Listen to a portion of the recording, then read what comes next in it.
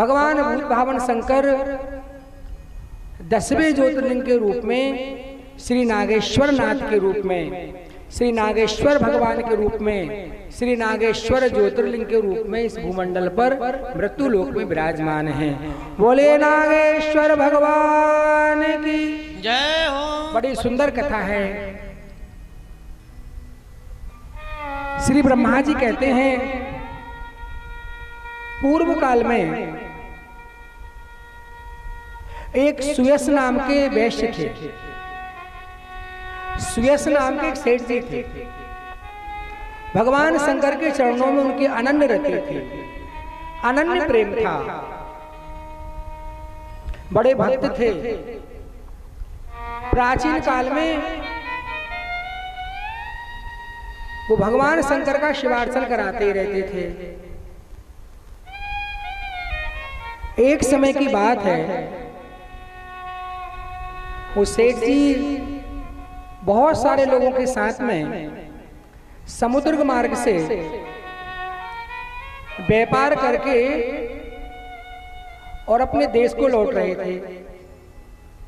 जहाज में सभी लोग शिवनाम संकीर्तन करते रहे, सभी लोग विराजमान थे।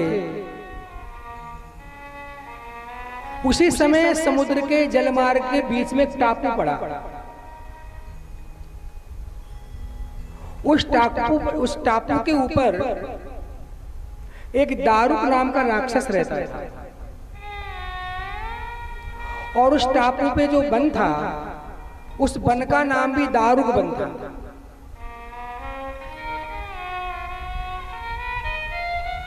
बोलिए वृंदावन बिहारी जय। इसकी पत्नी दारुका, शिवपुराण में भगवान शंकर कहते हैं दारुक वन में जब कभी पार्वती जी घूमने आती थी तो राक्षसी उनकी बहुत सेवा किया करते थे, लेकिन इसका पति बहुत दुष्ट था। जब जलमार्ग से देखा कि बहुत से मानव एक बहुत बड़ी जहाज में भर करके और हमारे यहां से निकल रहे हैं, तो इस राक्षस ने उस नौका का हरण कर लिया और सभी लोगों को पकड़ के बंदी बना करके गुफा में लाके बंद कर दिया। ब्रह्मा जी कहते हैं कि हे नारद, जब उस वन में सभी लोग उस राक्षस के कैद में आ गए तो सब घबराने लग गए। राक्षस ने कहा मैं एक एक करके सबकी बलि चढ़ाऊंगा और मांस का, मनुष्य के मांस का भक्षण करूंगा। लेकिन जो सुयस नाम के जो सेठ थे, सुयस नाम के जो भगत थे, उन्होंने सबको समझाया कि तुम चिंता मत करो, यदि हमारे भाग में इस राक्षस का आहार बनना लिखा हुआ है तो कोई हमको बचा नहीं सकता, हमको मरना ही पड़ेगा। और यदि हमारे ऊपर भगवान शिव की कृपा हुई तो हमारी रक्षा वो जरूर करेंगे। इसलिए शांत चित्त होकर के सभी लोग भगवान का स्मरण करें। शिव प्रिया सुवचारसी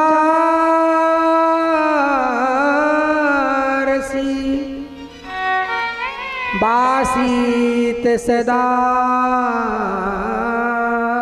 शिवम् एषां मध्ये च योगिदस्य वैश्या प्रिया।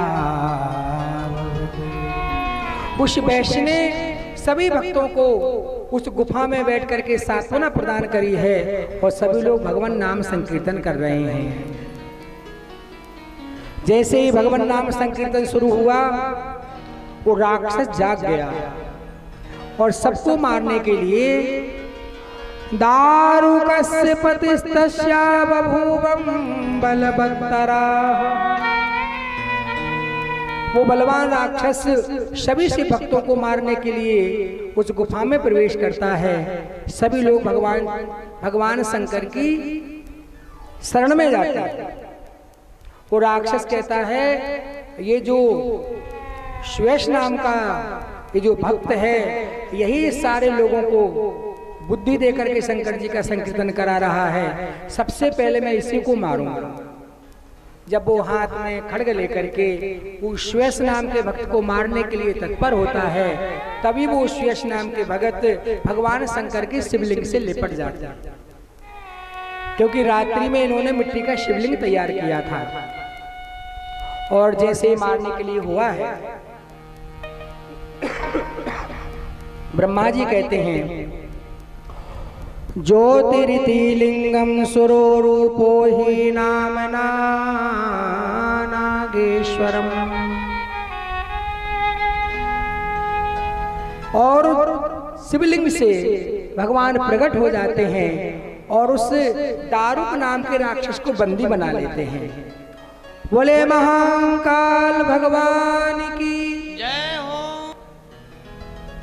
और जब भगवान शंकर उस राक्षस का वध करने के लिए तत्पर हुए हैं, तो वो दारुका नाम की राक्षसी भगवान शंकर के चरणों में गिर जाती है कि प्रभु आप ऐसा कैसे कर सकते हैं, मैं तो भगवती पार्वती की सखी हूँ, उनकी दासी हूँ, इस प्रकार से आप मेरे सुहाग को नहीं उजाड़ सकते हैं। चूंकि उस राक्षस ने भगवान शंकर का स्पर्श कर लिया था, इसलिए वह भी भगवान शंकर की स्तुति करने लग गया है। बोलिए वृंदावन बिहारी लाल की जय हो। पार्वती जी वहां प्रकट होती हैं और उस दारुका नाम की राक्षसी से कहती हैं आज के बाद तुम कभी किसी शिव भक्त का अपराध नहीं करोगे।